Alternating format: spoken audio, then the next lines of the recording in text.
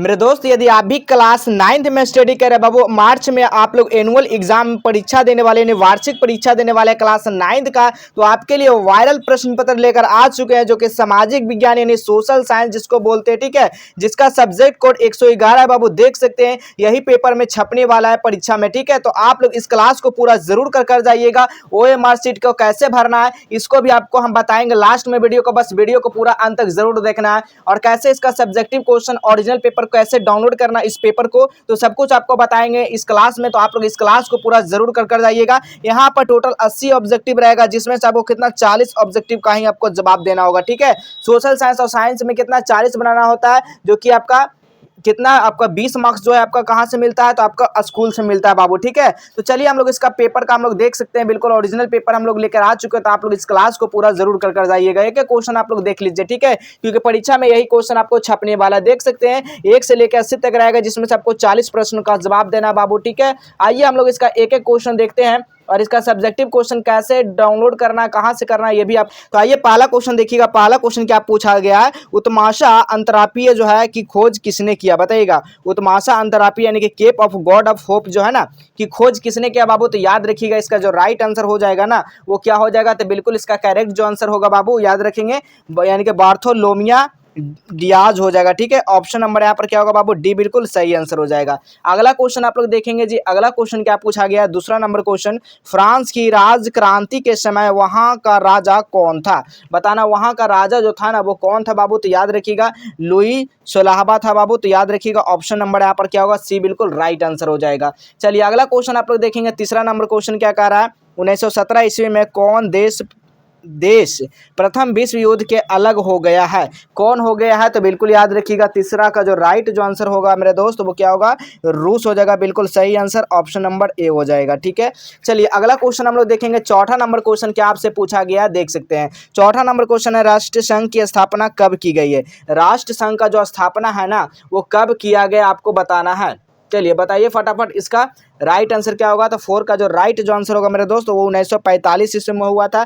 लेकिन कब हुआ था, तो 14 अक्टूबर 1945 में हुआ था, ठीक है, ये भी आपको याद रखना है। चलिए अगला क्वेश्चन हम लोग देखेंगे। 5वां नंबर क्वेश्चन क्या पूछा गया है, नाजी पार्टी का प्रतीक चिन्ह क्या था बाबू। देखिएगा नाजी पार्टी का जो प्रतीक चिन्ह था ना, वो स्वास्तिक का था। क्या था बाबू, स्वास्तिक, याद रखते, जानते हैं ना स्वास्तिक, स्वास्तिक जानते हैं ना बाबू, स्वास्तिक का था। तो ऑप्शन नंबर यहाँ पर बी हो जाएगा। अगला क्वेश्चन देखिएगा। अगला क्वेश्चन है, नाजीवाद का प्रवर्तक कौन था बाबू, बताना है। नाजीवाद का जो प्रवर्तक था मेरे दोस्त, वो कौन था।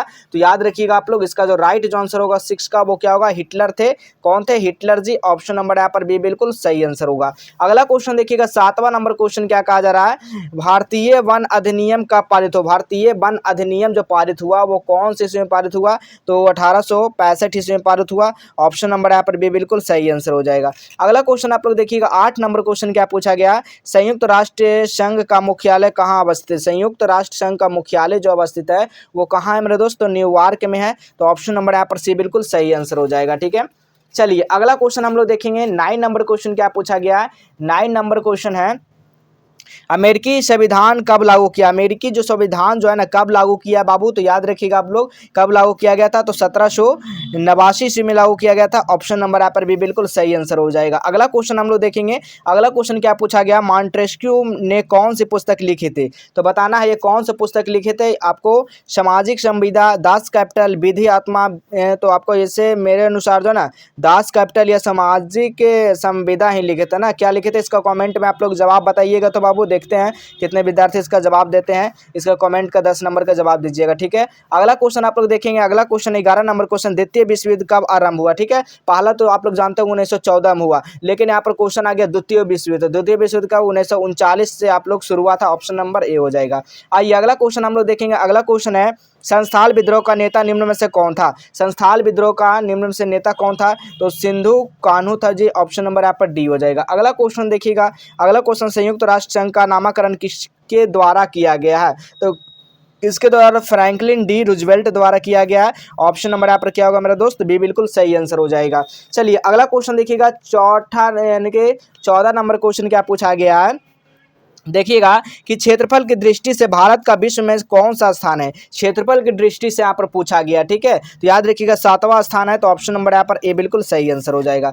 अगला क्वेश्चन देखिएगा। अगला क्वेश्चन क्या कर रहा है, भारतीय मानक समय ग्रीनविच स्टैंडर्ड टाइम से कितने घंटे आगे हैं? तो याद रखिएगा 5-10 यानी कि 5.5 घंटा आगे है। तो कहाँ पर दिया गया? ऑप्शन नंबर सी में दिया गया, बिल्कुल सही आंसर हो जाएगा। अगला क्वेश्चन देखिएगा 16 नंबर क्वेश्चन, निम्न कारकों में से कौन जलवायु को प्रभावित नहीं करता है? तो 16 का जो राइट आंसर होगा देशांतर को नहीं करता है, ऑप्शन नंबर सी हो जाएगा। अगला क्वेश्चन देखिएगा 17 नंबर क्वेश्चन, विश्व में सबसे अधिक वर्षा किस स्थान पर होती है? तो विश्व में सबसे अधिक जो है ना मानसून राम में होती है, याद रखिएगा ऑप्शन नंबर यहाँ पर सी बिल्कुल सही आंसर हो जाएगा। अगला क्वेश्चन देखिएगा भारत एवं पाकिस्तान के बीच की सीमा रेखा का नाम क्या है? तो 18 का जो राइट आंसर होगा वो रेड क्लिफ लाइन हो जाएगा, बिल्कुल सही आंसर, ऑप्शन नंबर यहाँ पर सी बिल्कुल करेक्ट आंसर हो जाएगा। अगला क्वेश्चन देखिएगा बाबू 19 नंबर क्वेश्चन क्या पूछा गया है देख सकते हैं। 19 नंबर क्वेश्चन है, किस देशांतर को भारत की मानक यानी कि यामोत्तर यानी कि रेखा माना गया है? तो बताइएगा कितना? तो बिल्कुल याद रखिएगा 82 यानी कि 82 मिनट 30 पूर्वी देशांतर रखा गया, ठीक है, बिल्कुल याद रखिएगा ऑप्शन नंबर यहाँ पर ए बिल्कुल सही आंसर होगा। अगला क्वेश्चन देखिएगा, अगला क्वेश्चन ब्रह्मपुत्र नदी को बांग्लादेश में किस नाम से जाना जाता है? तो याद रखेंगे मेरे दोस्त, ये जो है ना यमुना से जाना जाता है, ऑप्शन नंबर बी बिल्कुल सही आंसर हो जाएगा। अगला क्वेश्चन देखिएगा 21 नंबर क्वेश्चन क्या पूछा गया है, गंडक नदी नेपाल में किस नाम से जानी जाती है? गंडक नदी नेपाल में किस नाम से जानी जाती है? तो बिल्कुल याद रखिएगा मेरे दोस्त, किस नाम से जाना जाता है, इसका कमेंट में इसका भी जवाब आप लोग बताइएगा, किस नाम से जाना जाता है गंडक नदी, ठीक है, नारायणी नदी ही होगा या सातकोशी, नारायणी नदी, गंडक नदी या करनाली नदी, ठीक है, इसका आंसर आप लोग बताइएगा क्या होगा। अगला क्वेश्चन देखिएगा, कांवड़ झील कहाँ स्थित है बाबू? तो सभी को पता होगा कांवड़ झील जो है हमारा है बेगूसराय में है, ऑप्शन नंबर डी हो जाएगा। अगला क्वेश्चन हम लोग देखेंगे मेरे दोस्त, अगला क्वेश्चन है, भारत में वन्य जीव संरक्षण अधिनियम कब लागू किया गया था? कौन से लागू किया गया था? तो याद रखिएगा 1972 ईस्वी में लागू किया गया था। कहां पर है? तो बिल्कुल ऑप्शन नंबर ए में मिल रहा है, बिल्कुल सही आंसर हो जाएगा, ठीक है। चलिए अब आपको बताते हैं कैसे आप लोग बिल्कुल इसका सब्जेक्टिव क्वेश्चन और कैसे इसका वायरल पेपर जो है 2025 का एनुअल का कैसे आप लोग डाउनलोड कर सकते हैं, कहाँ से कर सकते हैं। तो सबसे पहले काम क्या करना आपको मेरे दोस्त, अपने फ़ोन में जो काम करना है गूगल को आप लोग को ओपन कर लेना, ठीक है। क्या काम करना है? अपने फ़ोन में गूगल को ओपन करना है। ये गूगल को जैसे ही गूगल होगा ओपन, इस पर सर्च क्या करना है आपको, जस्टेबल हेल्प लिखना है, ठीक है। क्या लिखना है? जस्टेबल हेल्प लिखिएगा तो इस तरह का साइट दिखेगा, ठीक है, जस्टेबल हेल्प लिखा हुआ रहेगा, ठीक है। इस पर आप लोग क्लिक कर दीजिएगा। जैसे आप लोग इस पर क्लिक करेंगे तो इस तरह का साइट खुल जाएगा। आपको नीचे आ जाना, नीचे आने के बाद देखिए लेटेस्ट अपडेट में देखिएगा यहाँ पर क्लास 9 हो सकता है ये नीचे चला जाए, ठीक है। तो यहाँ पर रीड मोर का ऑप्शन दिखेगा, इस पर क्लिक करके देख लीजिएगा, ठीक है। Class 9 annual exam all subject question paper, इस पर आप लोग क्लिक कर दीजिएगा। जैसे आप लोग इस पर क्लिक करेंगे आप काम क्या करना, आपको नीचे आ जाना मेरे दोस्त, ठीक है। जैसे आप लोग नीचे आओगे ना तो यहाँ पर देखिए सारा सब्जेक्ट का क्वेश्चन पेपर रहेगा। देखिए हिंदी का यहाँ पर आंसर की देख सकते हैं, सब्जेक्टिव का भी है, ठीक है, ऑब्जेक्टिव का भी है, संस्कृत का भी है, फिर देखिए यहाँ पर सोशल साइंस का, देखिए सोशल साइंस के यहाँ पर ऑब्जेक्टिव आंसर के थोड़ी देर में अपडेट हो जाएगा सब कुछ, ठीक है। और यहाँ पर जो आपको मिलेगा 2 मिनट तक वेट करना, 2 मिनट जैसे आप लोग यहाँ पर वेट करोगे तो यहाँ पर सब्जेक्टिव क्वेश्चन खुल कर आएगा, ठीक है। उसको डाउनलोड भी कर सकते हैं, देख भी सकते हैं, या फिर डायरेक्ट सबसे नीचे आ जाना, यहाँ पर डाउनलोड बटन दिया गया है, ठीक है। और आपको क्या काम करना है, व्हाट्सएप चैनल को ज्वाइन कर लेना, टेलीग्राम चैनल को भी ज्वाइन कर लेना, ताकि हर एक अपडेट सबसे पहले आप तक पहुँचे, ठीक है। तो यहाँ से आकर आप लोग देख सकते हैं। क्या सर्च करना है याद रहे आपको, जस्टेबल हेल्प आपको सर्च करना मेरा दोस्त, ठीक है। चलिए अगला क्वेश्चन यहाँ पर देखेंगे, किस देश में कंगारू पाए जाते हैं मेरे दोस्त? तो कंगारू जो है किस देश में पाए जाते हैं? तो ऑस्ट्रिया में पाया जाता है, ऑस्ट्रेलिया में, ठीक है, ऑस्ट्रेलिया में पाया जाता है ना, बिल्कुल ऑप्शन नंबर बी हो जाएगा। अगला क्वेश्चन देखिएगा, भारत में सर्वाधिक साक्षरता दर किस राज्य की है? भारत में सबसे अधिक जो साक्षरता दर है ना वो किस राज्य में है? तो याद रखिएगा केरल राज्य में है मेरे दोस्त, ऑप्शन नंबर यहाँ पर डी हो जाएगा। अगला क्वेश्चन आप लोग देखिएगा 26 नंबर क्वेश्चन क्या कर रहा है, निम्न देशों में से कौन विषुवत रेखा के नज़दीक है? विषुवत रेखा के नज़दीक कौन सा है? तो भूटान है, ठीक है, याद रखिएगा ऑप्शन नंबर यहाँ पर सी हो जाएगा। अगला क्वेश्चन देखिएगा 27 नंबर क्वेश्चन, बांग्लादेश कब स्वतंत्र हुआ? बांग्लादेश का बात किया जा रहा है तो 17 दिसंबर 1971 में क्या हुआ? स्वतंत्र हुआ, ऑप्शन नंबर सी हो जाएगा। अगला क्वेश्चन देखिएगा 28 नंबर, सिंधु जल समझौता कब हुआ? सिंधु जल जो समझौता है मेरे दोस्त वो कब हुआ? 1960 में हुआ, बिल्कुल सही आंसर, ऑप्शन नंबर सी हो जाएगा। आइए हम लोग अगला क्वेश्चन देखेंगे। अगला क्वेश्चन क्या कहा जा रहा है जी, 29 नंबर क्वेश्चन आपसे पूछा गया, देख सकते हैं, कोसी नदी का उद्गम स्थल है, बताना कोसी नदी का उद्गम स्थल क्या है? तो याद रखिएगा गंगोत्री नहीं होगा, यमुनोत्री नहीं होगा, तो ऑप्शन नंबर यहाँ पर डी हो जाएगा, इनमें से कोई नहीं, ठीक है। अगला क्वेश्चन देखिएगा 30 नंबर क्वेश्चन क्या पूछा गया, निम्न में से कौन सी नदी सापो नाम से भी जानी जाती है? तो बिल्कुल याद रखिएगा आपको ब्रह्मपुत्र नदी, ऑप्शन नंबर यहाँ पर बी बिल्कुल सही आंसर हो जाएगा। अगला क्वेश्चन देखिएगा 31 नंबर क्वेश्चन क्या पूछा गया मेरा दोस्त, यानी कि सार्वभौम वयस्क मताधिकार प्रदान करने वाला प्रथम देश कौन है? तो इसका प्रथम देश कौन है? न्यूजीलैंड है। याद रखिएगा ऑप्शन नंबर यहाँ पर ए बिल्कुल सही आंसर होगा। अगला क्वेश्चन देखिएगा, अगला क्वेश्चन क्या कहा जा रहा है? 32 नंबर क्वेश्चन, क्वामे एन क्रूमा किस देश से है? तो बिल्कुल याद रखिएगा 32 का जो राइट आंसर होगा वो घाना हो जाएगा, बिल्कुल सही आंसर ऑप्शन नंबर बी हो जाएगा। अगला क्वेश्चन देखिएगा, लोकतंत्र में शासन कौन करता है? लोकतंत्र में शासन कौन करता है? तो जनता करता है मेरे दोस्त, ऑप्शन नंबर ए बिल्कुल सही आंसर हो जाएगा।